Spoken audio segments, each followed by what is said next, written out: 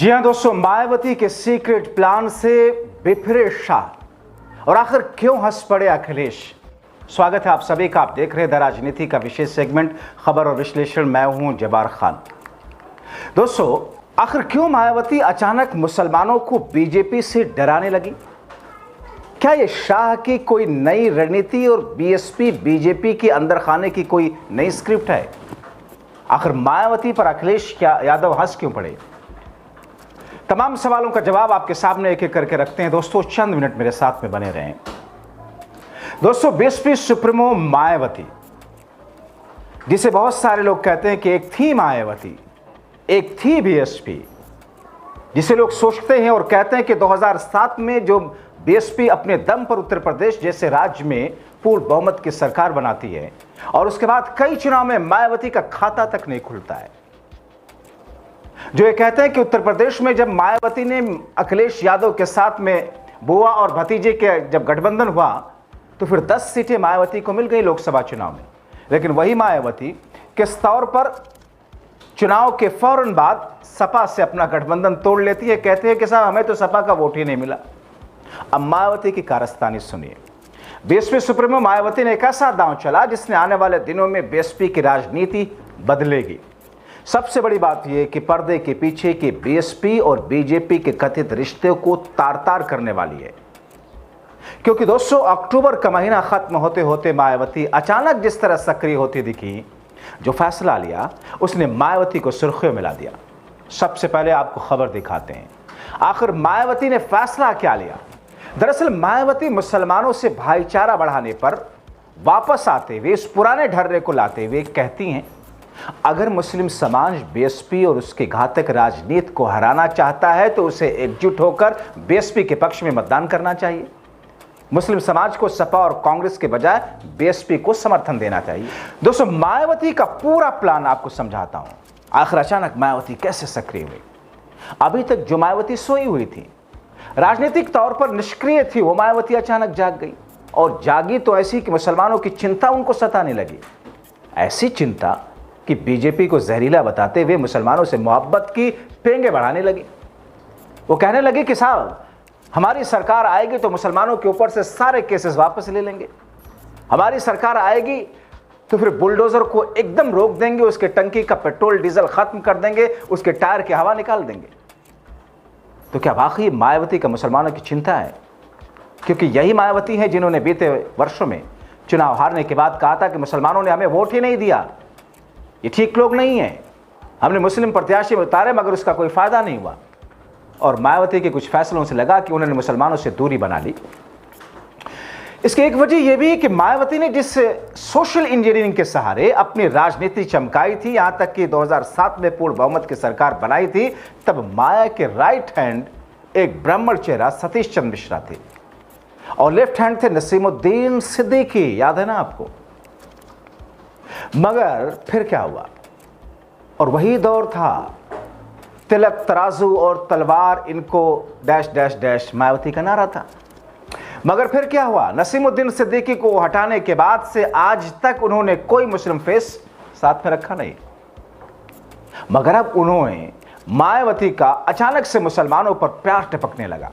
कई विशेषज्ञ कहते हैं कि यह शाह की कोई स्क्रिप्ट हो सकती है जिसे माया पूरा कर रही है, ताकि इंडिया गठबंधन के मुस्लिम वोटरों में सेहतबारी करके बीएसपी और कुछ प्रतिशत वोटों पर अपनी निगाह ले जाए और उसे अपने साथ ले जाए, जो सीधे सीधे 2027 में बीजेपी के लिए एक बड़ा फायदा हो सकता है अगर इंडिया गठबंधन के वोटों में बिखराव होता है।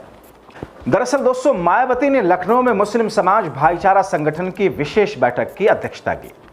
इस बैठक में उन्होंने मुस्लिम समाज को बीएसपी से जोड़ने, पार्टी के जनाधार को बढ़ाने के लिए दिशा निर्देश दिए। कहा कि समाजवादी पार्टी और कांग्रेस को लंबे समय से मुस्लिम समुदाय का समर्थन मिलता रहा, लेकिन दोनों ही पार्टियां बीजेपी को हराने में असफल रही हैं। अब दोस्तों, जो सपा उत्तर प्रदेश में 150 सीटों के आसपास लेकर के बैठी हुई है, जो अब तक के इतिहास में सपा ने उत्तर प्रदेश में लोकसभा से में सबसे ज्यादा 37 सीटें हासिल कर ली, वो कांग्रेस जो एक एक लोकसभा सीट के लिए तरस रही थी 6 सीटें हासिल कर ली। मायावती ये कह रहे हैं कि साहब ये कांग्रेस सपा बीजेपी को हराने में असफल रही हैं, हमारे साथ आइए। और तर्क देती है कि मायावती के 2022 के विधानसभा चुनाव से लेकर अब तक ये बात साफ है कि मुस्लिम समाज ने तन मन धन से सपा का साथ दिया, लेकिन बीजेपी सत्ता में वापस लौटी। और उसके विपरीत बीएसपी को जब मुस्लिम समाज का सीमित समर्थन मिला, तब भी 2007 में बहुमत की सरकार बनाने में हम सफल रहे। दो चीजें तो साफ हो गई, मायावती को अब यह लग गया है, यकीन कर चुकी है कि बिना मुस्लिमों के समर्थन के मायावती की राजनीति शून्य है, शून्य है, शून्य है। अब मायावती, आप ये भी ध्यान में रखिए कि मायावती के कई सारे केसेस अभी भी हैं, सीबीआई के केसेस है, ताज कॉरिडोर है, कई सारी चीजें, और जिसकी डोर बीजेपी के हाथ में दिल्ली में बैठे हुए बाबाओं के पास है। तो जरा सा इधर किया, जरा सा उधर किया, मायावती को अपने केसेस के फाइलों पर थिरकना पड़ सकता है राजनीतिक तौर पर। अब ऐसे में मायावती कहती हैं सपा और कांग्रेस दोनों ऐतिहासिक रूप से दलित विरोधी, पिछड़ा विरोधी, मुस्लिम विरोधी राजनीति करती है। दलित विरोधी, मुस्लिम विरोधी राजनीति करती है सपा और कांग्रेस, मायावती ये समझा रही है। अब स्क्रिप्ट इनकी किसने लिखी है बताते हैं आपको। वो कहते हैं कि इन पार्टियों की गलत नीतियों और सर्वादी राजनीति ने बीजेपी को उत्तर प्रदेश में मजबूत किया। सपा और कांग्रेस ने हमेशा बसपा को कमजोर करने के लिए हर संभव हथकंडा अपनाया, लेकिन बीजेपी को रोकने के लिए प्रयास ठोस तौर पर नहीं किया। तो मायावती तो बीजेपी के साथ सरकार बना चुकी हैं। मायावती और बीजेपी का कोई बहुत बड़ा भेदभाव थोड़ी है, वो तो नेचुरल अलाइज के तौर पर जानी जाती हैं, और मायावती आकर ये बात कह रही है।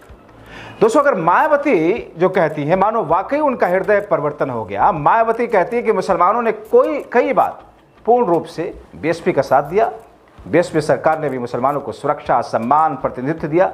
हमारी सरकार ने मुस्लिम समाज के जीवन, संपत्ति, आस्था की रक्षा की।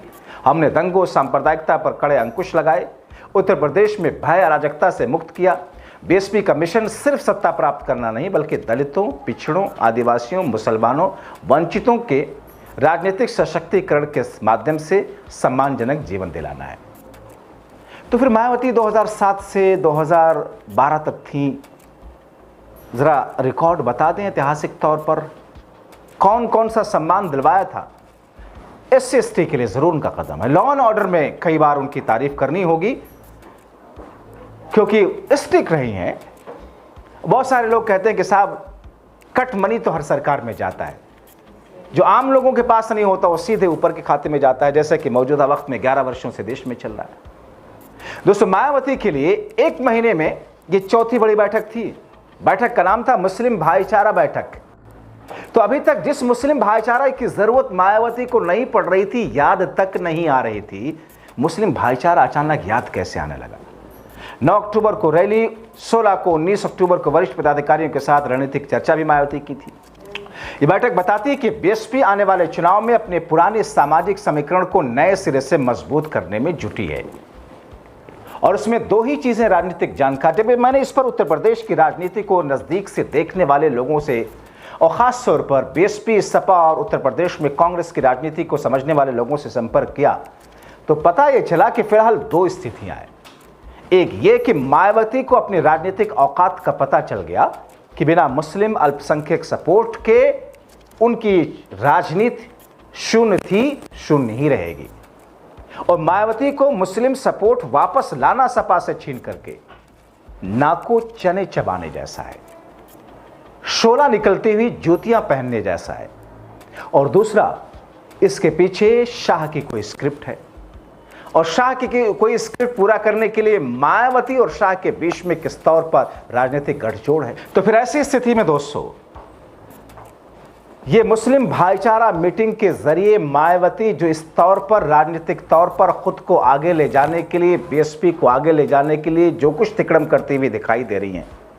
आपको बताएं कि बिहार चुनाव के बाद में इसकी वो ओरिजिनल तस्वीर आपको सामने, अभी तो आपको फिल्म दिख रही है, पहले के कैमरा अगर आप होंगे पहले के वक्त के, डिजिटल ज़माने के पहले के, तो आपको याद होगा कि कैमरे में एक फिल्म लगती थी, नेगेटिव जिसे कहा जाता था, और उसमें रील होती थी जिस पर फोटोज छपते थे, लेकिन उसको प्रिंट आउट बाद में निकाल करके दिया जाता था।